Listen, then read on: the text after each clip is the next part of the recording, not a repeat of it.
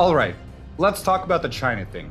Calmly, like adults, with our feelings in one hand and the numbers in the other.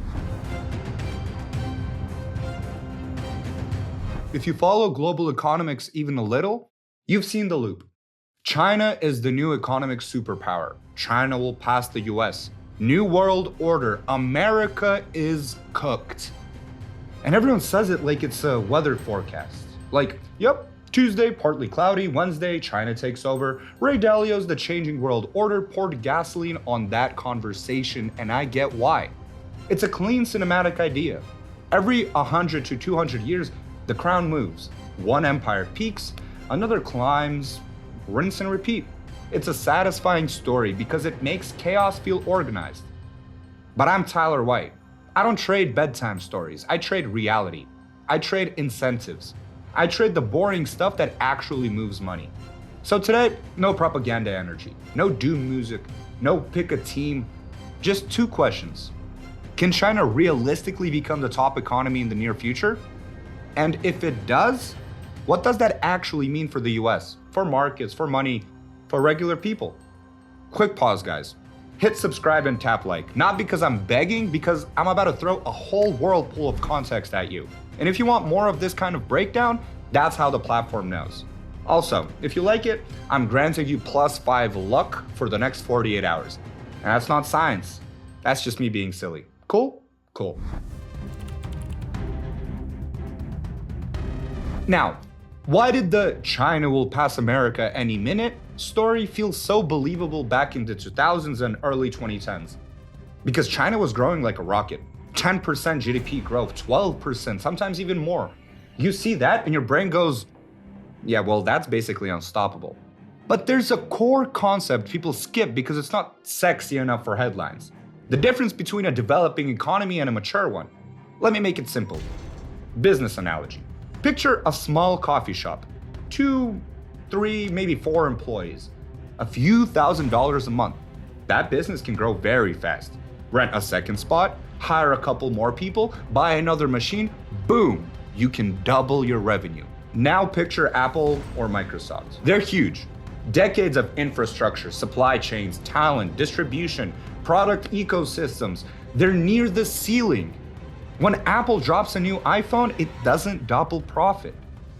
If Apple grows 5% to 10% in a year, that's a strong year in that scale. Same logic for countries. A developing economy can grow fast because it's starting from a smaller base and building things that simply didn't exist before. A mature economy grows slower because it's already massive. Growth becomes heavy, incremental. And that's not a failure, that's just physics. China's growth story, it was real, it wasn't magic. It was a pivot. China moved away from a rigid closed model toward market mechanisms, especially during the Deng Xiaoping era, when entrepreneurship and private businesses were allowed to expand. That alone changes a country's breathing. Suddenly, people can create value, trade value, build companies, hire people. The economy starts acting like a living organism instead of a sealed container. Private companies show up, jobs show up, wages show up, and taxes show up. Guys, it snowballs. Then, global economies start pouring into China because the world wanted cheap labor at scale.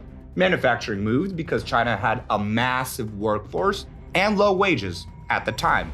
And that was extremely efficient. Add geography, shipping routes, and China became the world's factory floor.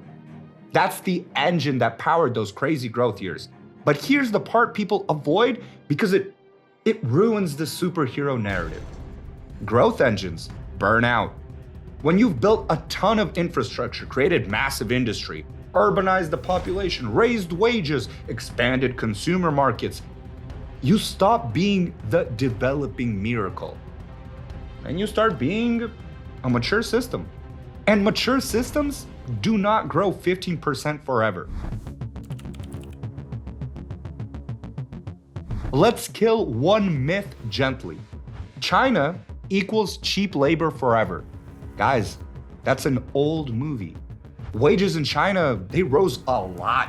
It's not pennies anymore. That old advantage shrank. And it's not just wages, demographics. This is the big one that feels boring until it isn't. China's one-child policy created A demographic hole that shows up later like a bill you didn't read. Population aging changes the entire math. Fewer workers supporting more retirees, higher pressure on public spending, slower consumer growth, less easy expansion, different forecasts, different numbers, and I'm not going to pretend like I'm the oracle. But the direction matters. Aging pressure is real. Now add another uncomfortable piece. China, it's not fully market driven. The state has heavy influence over banks, major corporations, real estate, and key industries.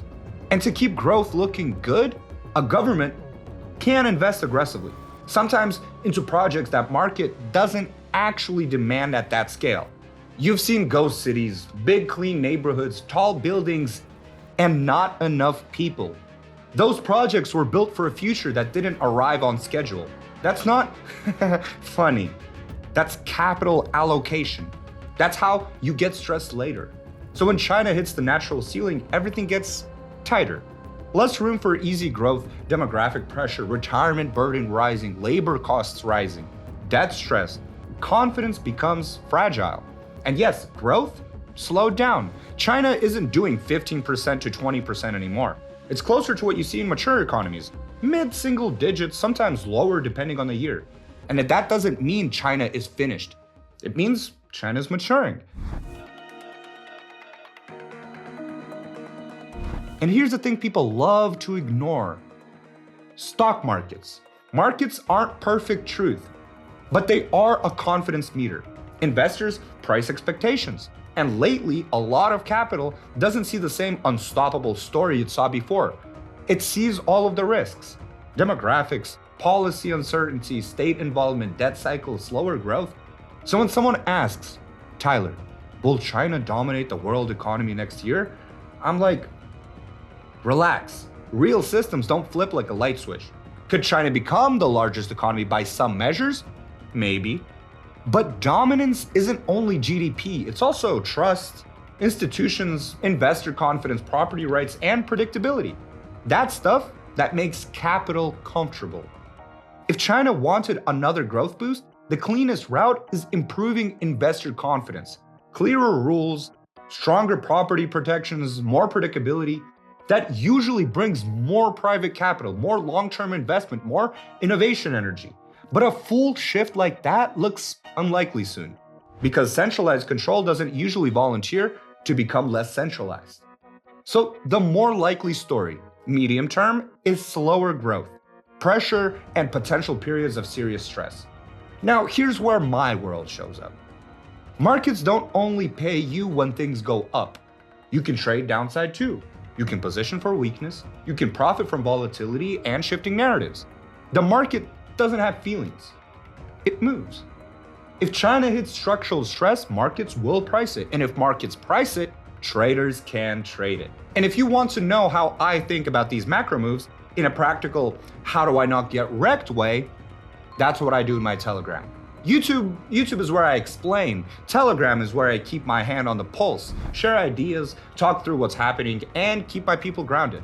And yeah, you'll hear me repeat certain psychological truths a lot. Humans forget, humans get emotional, humans need repetition. And that's normal. That's why communities exist. All right, that's the breakdown. I'm Tyler White. I appreciate you. Keep your eyes on the numbers, not the noise.